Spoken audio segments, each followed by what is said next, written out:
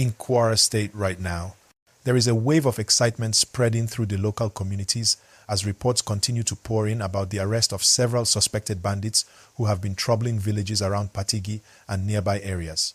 People in the state are beginning to feel a sense of relief after months of fear and sleepless nights caused by those criminal elements who had been disturbing farmers, travelers, and local residents. Many are saying this is one of the biggest breakthroughs in recent times.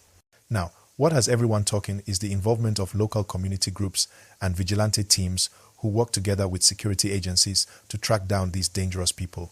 Some community members are even saying that the Yoruba OPC, the Udua People's Congress, played a strong supportive role in helping to locate and arrest the suspected leaders of these bandits.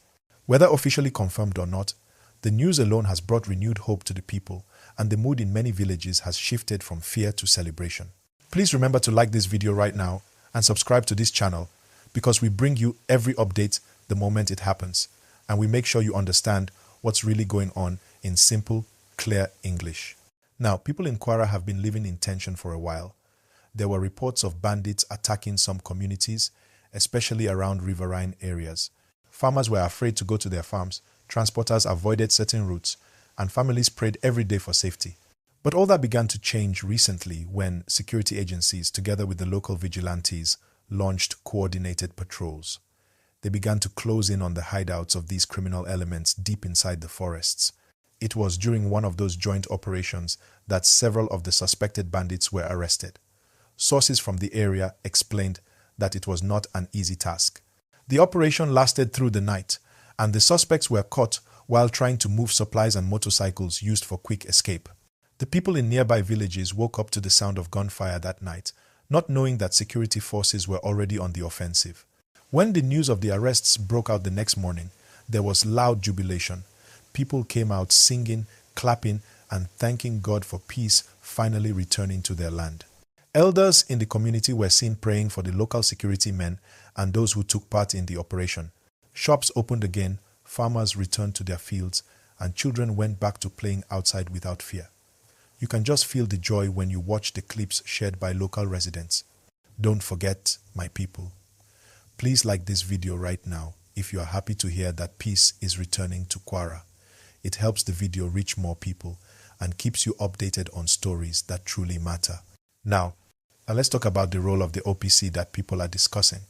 The Udua People's Congress has always been a Yoruba socio-cultural group that promotes peace and community safety. Over the years, they have supported efforts to protect lives and properties in many parts of the Southwest. In this case, what we're hearing from local sources is that some OPC members in Kwara may have worked alongside vigilantes to provide intelligence about the movement of these suspects.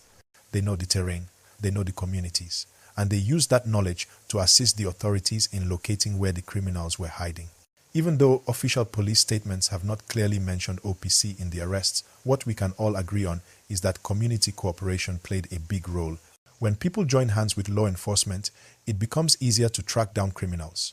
This unity is exactly what many Nigerians have been calling for. When communities and government work together, things change faster. So please, if you believe that communities should work hand in hand with the government to fight insecurity, tap the like button now and make sure you subscribe so you can keep following this developing story. Now, back to the gist. The arrested suspects are said to be currently in the custody of security agencies for further investigation.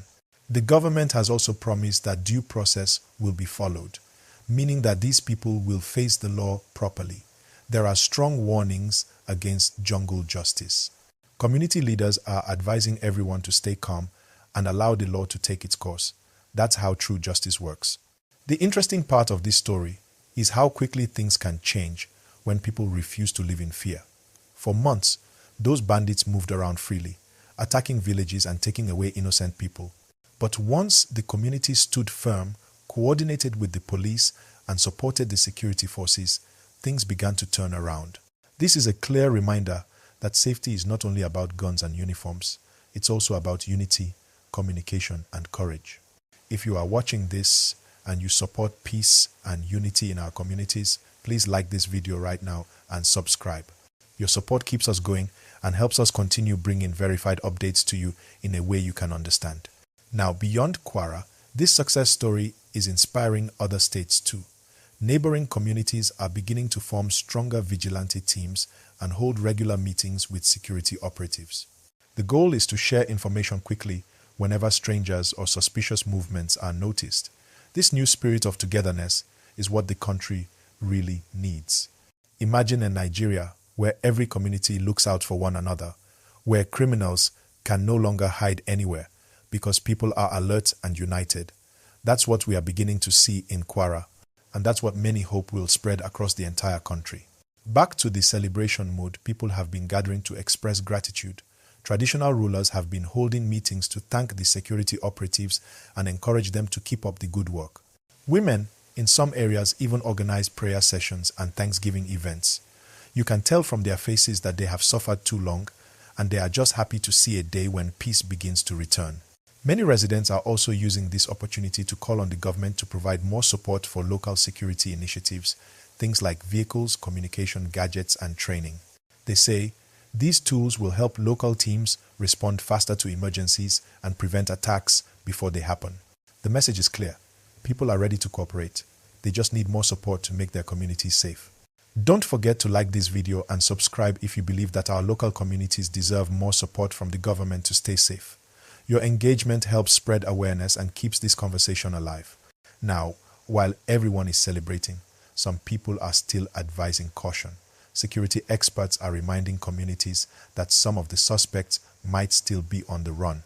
They urge everyone to remain watchful, report suspicious movements, and avoid sharing unverified news that could cause panic. They also encourage people not to take the law into their own hands. They know arrests must be done legally, and every suspect must face fair investigation. That's very important, because in the past, there were times when innocent people were wrongly accused or attacked based on rumors. So it's better to always let the police and the courts handle the process. The goal is not just to arrest people, but to make sure justice is done in the right way. Another important side of this story is how the people have started rebuilding trust in the system. For a long time, many Nigerians lost confidence in security agencies, thinking that no one would come to their aid. But these recent operations have shown that when the public and the security forces cooperate, real results can happen. It's slow, but it works. So my people, if you are watching right now, please like this video, subscribe to the channel, and leave a comment telling us where you are watching from. Let's hear what is happening in your area too. Is security improving? Are people working together more now? Your comment helps us understand the bigger picture.